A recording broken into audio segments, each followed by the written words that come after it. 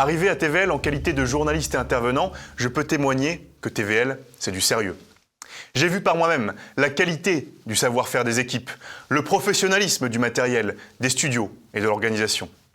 Cela fait 12 ans que TVL existe, 12 ans d'expérience, 12 ans que rien ne serait possible sans nos donateurs.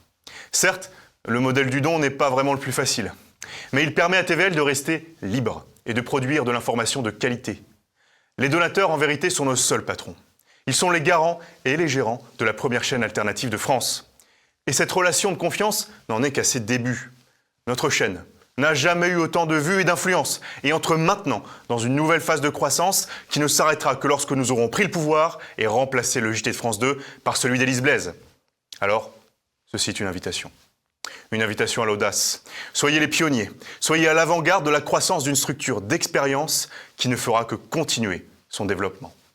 Et ce, malgré les pressions du pouvoir et des banques. Participez dès maintenant à la croissance financière de TVL en faisant un don, comme vous investiriez dans une action d'une entreprise patriote d'avenir. Car au moment où la presse alternative aura remplacé les médias de grand chemin, vous pourrez dire « j'étais là ».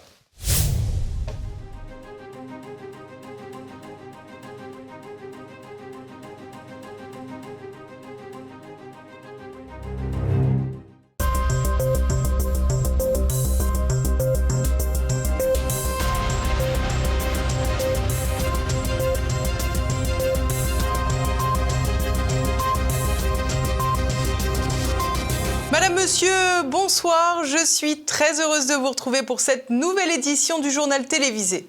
Au programme ce soir, l'Ukraine subit la pénurie de Washington. Donald Trump a annoncé suspendre l'envoi d'une série d'armes et de munitions, un changement qui pourrait hypothéquer l'avenir de Volodymyr Zelensky. Nous reviendrons ensuite sur le conflit au Proche et au Moyen-Orient. Si le président américain semble avoir mis un terme à la guerre des 12 jours entre Israël et l'Iran, le conflit n'est pas éteint pour autant.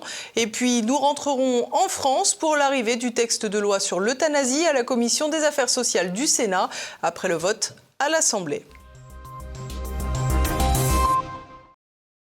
L'Ukraine pourra-t-elle tenir sans missiles américains ? Mercredi, Washington a annoncé interrompre ses livraisons à Kiev en raison de l'épuisement de ses propres stocks. De quoi assombrir l'avenir de la guerre de Zelensky ? Réponse tout de suite avec Édouard Chano. Le dernier sommet de l'OTAN, le 25 juin à La Haye, faisait craindre le pire aux Ukrainiens. Donald Trump s'était alors réservé la décision de livrer les missiles réclamés par Kiev. Et une semaine plus tard, le coup près est tombé. Washington a suspendu les livraisons à l'Ukraine de missiles antiaériens Patriot, mais aussi d'obus d'artillerie de 155 mm, de missiles GMLRS, de missiles à guidage laser Hellfire, de missiles sol-air Stinger et de missiles destinés aux avions F-16. Officiellement, selon la Maison-Blanche, il s'agit de prioriser les intérêts américains alors que les stocks sont épuisés ou presque. Pour le New York Times, le signal ne trompe pas, Washington se désengage de la guerre. Et avec la manière, puisque le ministère de la Défense ukrainien a indiqué n'avoir reçu aucune notification officielle. Pire même, la décision aurait été soutenue dès le début du mois de juin par le chef de la politique du Pentagone, Elbridge Colby, après un audit des réserves américaines. Fervent défenseur du pivot américain vers l'Asie et très influent au sein du Pentagone, celui-ci est parvenu à convaincre le secrétaire à la Défense Pete Hegseth et le président américain. La guerre de 12 jours entre Iran et Israël n'a sans doute rien arrangé, à plus forte raison que cet épisode a souligné l'importance des stocks de missiles et le besoin de soutien américain de l'État hébreu. Un coup très dur donc pour l'Ukraine qui fait face à la fois à la montée en puissance des frappes russes et des capacités de production militaro-industrielle de Moscou, comme l'explique l'expert en gestion de crise et diplômé de l'école de guerre, Hervé Carès. La dernière attaque russe, plus importante d'ailleurs depuis le début de la guerre, a mobilisé 60 missiles de tout type et environ 500 drones. Alors les drones, le but des drones, c'est de saturer les défenses antiaériennes, permettre ensuite aux missiles d'atteindre leur cible. On a une vraie montée en puissance des capacités de frappe russes, qui est en corrélation avec également les capacités de production de missiles et de drones chez Russes, puisque les Russes seraient environ à 130-150 missiles produits par mois de tout type et environ 500 drones par mois type Shahed qui seraient produits actuellement en Russie. Donc il y a un vrai enjeu et un vrai risque au plan stratégique pour l'Ukraine puisque les Russes ciblent systématiquement les infrastructures vitales et tous les centres de production du complexe militaro-industriel ukrainien, notamment en priorisant tous les centres de production de drones FPV, ces petits drones, parce que ce sont ces drones-là qui constituent vraiment la dernière menace sur le front pour les Russes et la dernière menace qui les empêche de reprendre possiblement des manœuvres de grande ampleur comme celles qu'ils avaient conduites en février 2022. Rappelons qu'il s'agit d'une deuxième pause depuis le retour au pouvoir de Donald Trump, puisque celui-ci avait brièvement suspendu toute aide à l'Ukraine en mars dernier, après la rencontre pour le moins tendue avec Zelensky dans le bureau ovale. À l'époque, les analystes estimaient que l'Ukraine pourrait survivre le combat pendant 4 à 6 mois. 4 mois plus tard, le constat s'impose à Kiev. L'Ukraine n'est plus une priorité, elle n'est plus au cœur de la politique étrangère américaine, comme le déplore Solomila Bobrovska, membre de la commission parlementaire ukrainienne de la défense, au New York Times. Le Kremlin, lui, a quasiment félicité le président américain, son porte-parole Dmitry Peskov jugeant que toute réduction des livraisons d'armes à l'Ukraine rendait la fin de l'opération militaire spéciale plus proche. Bien sûr, le signal est fort pour les Européens. Selon l'Institut Kiel, un think tank allemand, l'aide militaire européenne a dépassé pour la première fois ce semestre celle des États-Unis avec une contribution cumulée de 72 milliards d'euros contre 65 pour les États-Unis. Mais pour Hervé Carès, les capacités antiaériennes Patriot de fabrication américaine sont vitales pour Kiev. Ensuite, pour ce qui concerne les systèmes antiaériens, alors là, c'est encore le déficit de capacité européenne est encore plus criant, puisque les Européens n'ont pu livrer que 4 systèmes Iris-T d'origine allemande, qui n'ont pas du tout les mêmes capacités que les Patriotes, puisque le cœur du sujet, c'est vraiment les Patriotes, PAC 2, et notamment, et surtout les Patriotes PAC 3, qui ont vraiment des capacités antimissiles balistiques, et des capacités importantes. Et ensuite, l'Italie a livré un système Mamba. La France avait promis de mémoire de livrer un deuxième système, mais ce n'a pas été fait. Donc on peut noter la différence entre les déclarations du président Macron et la réalité de l'aide, puisque ces défenses antiaériennes, si elles sont épuisées ou incapables à partir de l'été 2025 d'arrêter les frappes stratégiques russes, il est probable que même si le front n'a pas bougé, peut-être que l'Ukraine sera conduite à négocier à cause des frappes stratégiques russes. Donc on est vraiment peut-être vers une défaite ukrainienne pour des raisons stratégiques et en raison de l'incapacité de défendre son espace aérien et son sol.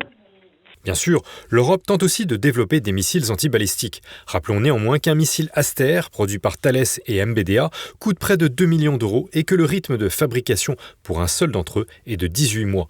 Une usine a ouvert en Allemagne sous supervision de l'OTAN entre l'américain Raytheon et la branche allemande de MBDA pour produire des missiles Patriot, mais celle-ci ne pourra en livrer aucun avant 2027. D'ici là, gageons que les négociations de paix soient terminées. La guerre des 12 jours est passée, mais le conflit irano-américain-israélien est-il vraiment enterré? Entre défiance, menaces et velléités guerrières, rien n'est moins sûr. Olivier Frère-Jacques. La guerre paraissait finie, rapide, brutale, et chacun rentrait chez soi en revendiquant la victoire, mais la suite semble s'écrire plus difficilement. Mercredi, l'Iran a officiellement suspendu sa coopération avec l'Agence internationale de l'énergie atomique, l'AIEA, marquant un tournant dans ses relations avec l'organisme onusien chargé de superviser les activités nucléaires. Cette décision, promulguée par le président Massoud Pezeshkian, après un vote massif du Parlement iranien le 25 juin, intervient dans le sillage des frappes américaines sur les sites nucléaires de Fordo, Natanz et Ispahan. Téhéran reproche à l'AIEA son silence face à ces attaques et dénonce une résolution du 12 juin accusant l'Iran de non-conformité nucléaire comme un prétexte à l'offensive israélienne. Le ministre des Affaires étrangères, Abbas Araghchi, a qualifié la demande de visite des sites par le directeur de l'AIEA, Raphaël Grossi, d'intention malveillante. Il faut dire que de son côté, l'AIEA marche sur une ligne de crête, critiquée ainsi par l'Iran. L'Agence internationale de l'énergie atomique n'est pas épargnée non plus par les critiques américaines et israéliennes, alors même que Tel Aviv n'a jamais eu d'autorisation de disposer d'un arsenal militaire nucléaire. Cette rupture reflète une méfiance croissante envers les institutions internationales perçues comme biaisées par Téhéran. L'Iran, toujours signataire du traité de non-prolifération, le TNP, que n'a pas signé Israël, insiste sur son droit à un programme nucléaire pacifique, mais les frappes américaines ont renforcé la ligne dure des conservateurs iraniens.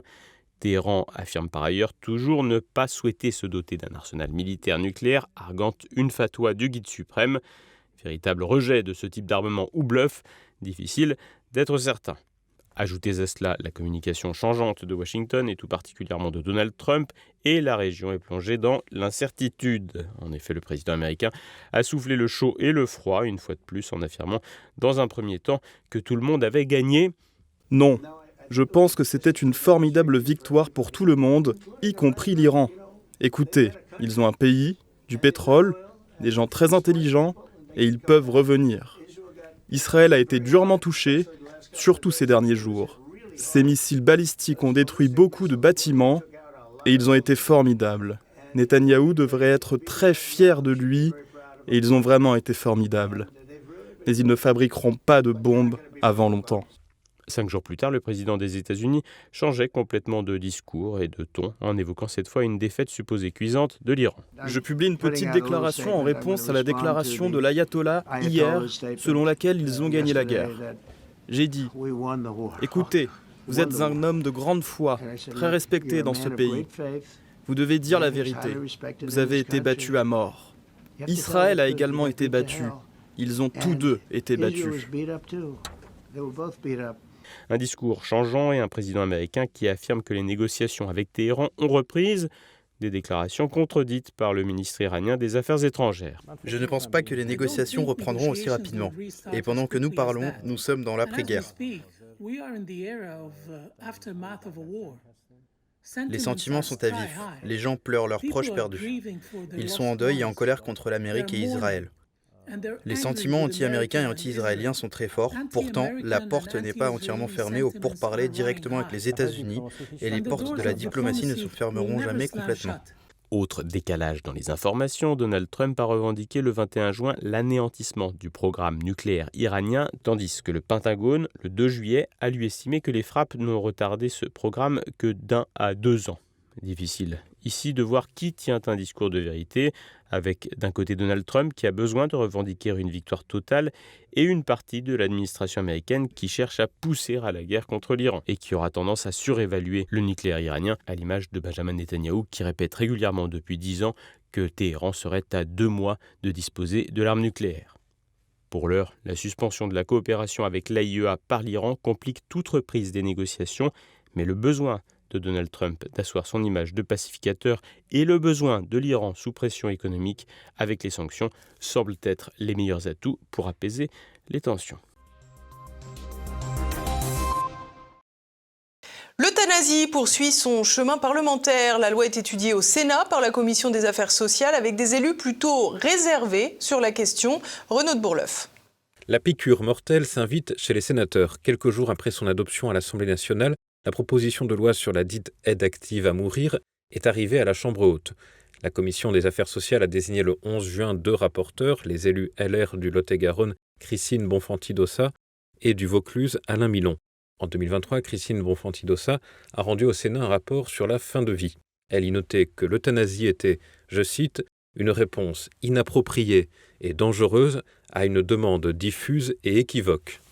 Quant à Alain Milon, médecin généraliste de profession, tandis que le texte était examiné à l'Assemblée nationale, il s'est prononcé contre l'euthanasie et le suicide assisté et pour le développement des soins palliatifs. Il estime par ailleurs que la loi Claes-Leonetti de 2016, dernière réforme sur la fin de vie, est suffisante. Mais il est vraiment nécessaire de faire en sorte de border au maximum l'ensemble de cette loi, si cette loi passe. Ce qui n'est pas sûr. Des sénateurs qui ne semblent pas particulièrement emballés par la proposition de loi qu'ils doivent défendre. Reste que cette attitude laisse toujours la porte ouverte à une adoption du texte avec tous les garde-fous qui sauteront ensuite. Les auditions à la Commission des Affaires sociales ont commencé le 12 juin avec l'ancien député LR Jean Leonetti, dont le nom est associé à la loi de 2005 sur l'arrêt des traitements. Donc, qu'est-ce que c'est qui sont les problèmes aujourd'hui ? C'est ce type de transgression dans un conflit de valeurs qui est toujours l'éthique entre l'autonomie de la personne qui dit « je veux », c'est mon choix, et la solidarité collective qui dit « je te protège, nous te protégeons malgré toi ». L'exemple du suicide est assez significatif. Quelqu'un qui arrive et qui a tenté de se suicider à l'hôpital, évidemment, il a fait un choix. Évidemment, il a fait plus qu'un choix, puisqu'il a exécuté son choix. Et même s'il a écrit une lettre d'adieu en disant toutes les raisons pour lesquelles sa souffrance était insupportable et que la vie ne valait plus la peine d'être vécue, les médecins qui vont le recevoir vont le réanimer. Voilà. Jean Leonetti n'a pas caché son opinion sur les dangers de la loi telle qu'elle est actuellement rédigée. Si j'étais parlementaire, je ne voterais pas cette loi.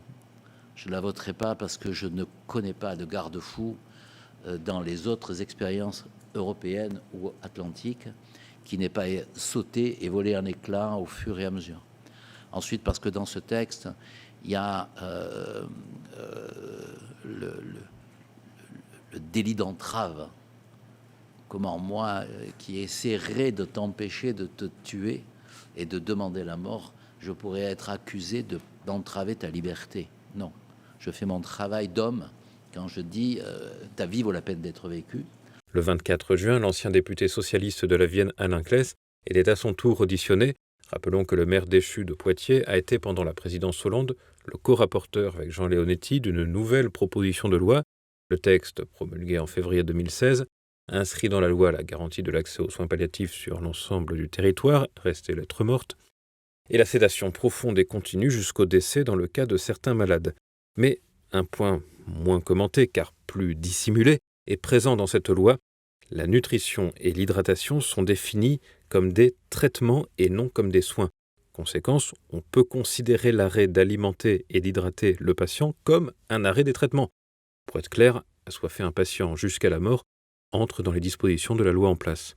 La loi Claes-Leonetti a donc instauré l'euthanasie passive sans nommer l'acte en question. Mais malgré la dissimulation faite dans sa propre loi, Alain Claes a soulevé ce problème devant les sénateurs au sujet de l'actuelle loi Falorni. Pourquoi on ne parle pas de suicide assisté et d'euthanasie?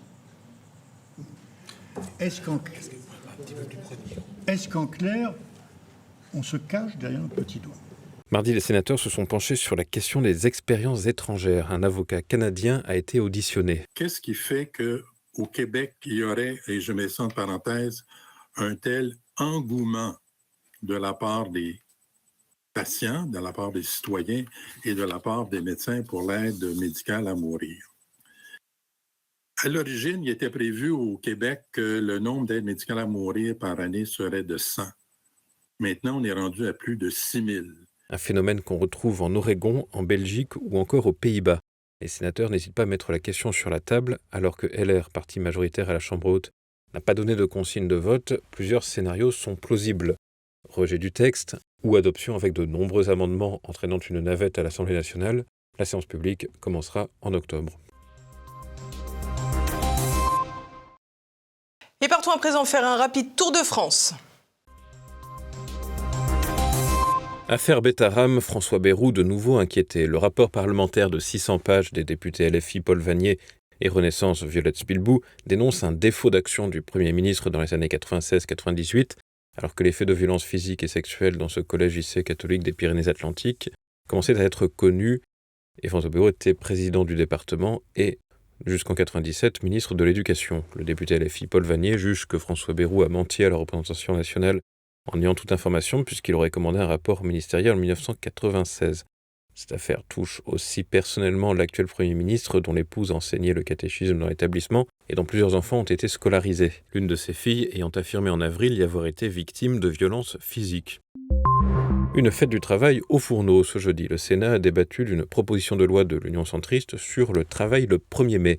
Rappelons qu'il s'agit du seul jour férié et obligatoirement chômé, intégralement payé par l'employeur. Des exceptions existent pour les entreprises et services qui, en raison de la nature de leur activité, ne peuvent interrompre leur travail. Elles concernent notamment les hôpitaux ou les métiers de la restauration. Selon le texte de loi débattu au Parlement, il faudrait ouvrir ces dérogations à d'autres secteurs, notamment les boulangeries. En effet, sur la seule année 2024, 22 boulangeries ont été épinglées par l'inspection du travail sur l'ensemble du territoire pour avoir fait travailler leurs salariés. Les mineurs ont toujours autant accès à l'alcool. Selon l'association Addiction France, près de 9 supermarchés sur 10 continuent de vendre de l'alcool aux mineurs au mépris de l'interdiction. Ce sont des tests menés dans plusieurs grandes villes françaises qui ont permis de dresser ce constat, notamment à Nantes, Angers et Rennes. Sur toute l'opération, seuls 8% des établissements ont demandé les cartes d'identité des clients pour vérifier leur âge, comme l'exige le Code de santé publique. L'association précise que les tests ont été réalisés à des heures de faible affluence pour ne pas donner d'arguments faciles au non-contrôle. Pour rappel, vendre de l'alcool à un mineur est un délit passible d'une amende de 7 500 €. Addiction France réclame des sanctions plus dissuasives et des contrôles plus fréquents. poursuit avec l'actualité internationale. Cécile Kohler et Jacques Paris inculpés en Iran pour espionnage pour le compte du Mossad. Otages depuis 3 ans et emprisonnés dans la prison d'Evin, les 2 Français risqueraient la peine de mort. Une mort à laquelle ils viennent d'ailleurs d'échapper puisque la prison où ils sont captifs a été récemment bombardée par Israël pendant ses opérations contre l'Iran. Paradoxalement, les nouvelles concernant l'inculpation du couple sont presque de bonnes nouvelles puisqu'elles ont permis d'assurer qu'ils étaient toujours en vie. Le porte-parole du Quai d'Orsay rappelle que Paris réclame la libération de Cécile Kohler et Jacques Paris depuis plus de 3 ans et ajoute qu'aucune preuve ne vient confirmer les accusations du pouvoir iranien. Cécile Kohler, professeure de lettres de 40 ans, et son compagnon Jacques Paris, 72 ans, ont été arrêtés le 7 mai 2022 à la fin de leur voyage touristique en Iran. La guerre de l'information toujours à l'œuvre dans le conflit israélo-palestinien. Des publications avec des photographies diffusées sur les réseaux sociaux affirment que des comprimés d'oxycodone sont mélangés dans les sacs de farine distribués aux Palestiniens. Des rumeurs qui alimentent une telle psychose qu'il devient difficile de savoir qui aurait intérêt à diffuser de telles informations. Les comprimés blancs ou beiges auraient des propriétés antidouleurs puissantes mais rendraient ceux qui les prennent rapidement dépendants, à l'image des ravages de la crise des opioïdes aux États-Unis. La Fondation humanitaire de Gaza, déjà sous le feu de nombreuses critiques, a évidemment démenti les allégations et a même précisé que les sacs de farine n'étaient pas conditionnés par ces soins, un élément supplémentaire venant compliquer la gestion de la crise humanitaire, alors que de nombreuses victimes sont déjà à déplorer en marge des distributions d'aide alimentaire. Le gouvernement Starmer connaît le sang, la sueur et surtout les larmes. Mercredi à Londres, le ministre de l'économie britannique, Rachel Reeves, est apparu en pleurs à la Chambre des communes. La veille, mardi, le gouvernement travailliste avait subi un désaveu interne à cause de son projet de loi visant à réduire les conditions d'attribution d'une allocation d'invalidité. Un tiers de la majorité parlementaire s'est opposé, conduisant le Premier ministre à amender le texte avant l'adoption. Un échec alors que le gouvernement travailliste fait face à la fois à une partie de sa majorité, aux conservateurs et au parti souverainiste Reform UKIP de Nigel Farage. Le 26 juin, un sondage YouGov a affirmé que si les élections législatives avaient lieu au cours de l'année, c'est le parti souverainiste mené par Nigel Farage qui l'emporterait sans pour autant accéder à la majorité absolue. La Gay Pride côté face, Stephen Ireland, 41 ans, cofondateur de la Gay Pride de Surrey, comté du sud-est de l'Angleterre, en 2018, a été condamné à 24 ans de prison pour le viol d'un garçon de 12 ans, qualifié d'extrêmement vulnérable, des faits qui remontent à avril 2024.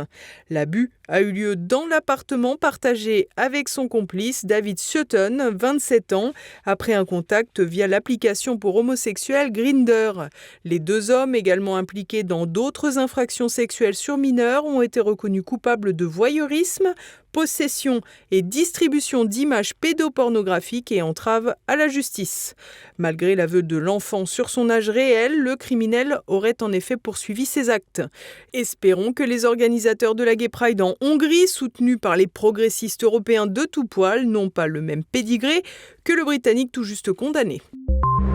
Nouvelle crise politique en Thaïlande. Le 18 juin, la diffusion d'un enregistrement a mis le feu aux poudres. Il s'agissait d'un échange entre le Premier ministre Paetongtarn Shinawatra et Hun Sen, ex-dirigeant cambodgien, lors duquel la femme politique thaï a critiqué un général thaïlandais. Elle a donc été suspendue par la Cour constitutionnelle dans ce pays où le rôle de l'armée est central. Cet enregistrement a ravivé les tensions liées à un conflit frontalier avec le Cambodge, déclenché par des tirs le 28 mai dernier, ayant causé la mort d'un soldat cambodgien. Le départ du parti Boom Jam Thai de la coalition et les manifestations antigouvernementales du 28 juin ont fragilisé Paetongtarn, issu de la dynastie Shinawatra, au nid des conservateurs, avec 19 tentatives de coup d'État depuis 1932, dont 13 réussies.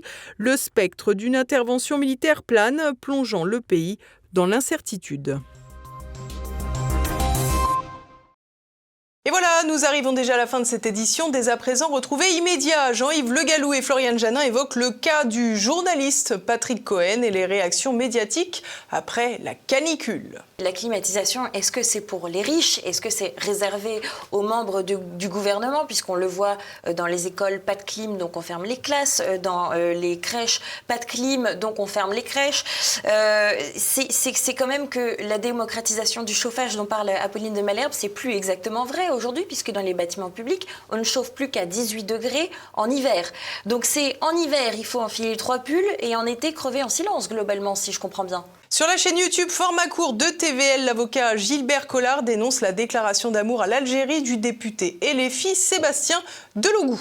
C'est maintenant la fin de cette édition. Merci à tous pour votre fidélité. Rendez-vous demain. En attendant, portez-vous bien. Bonsoir.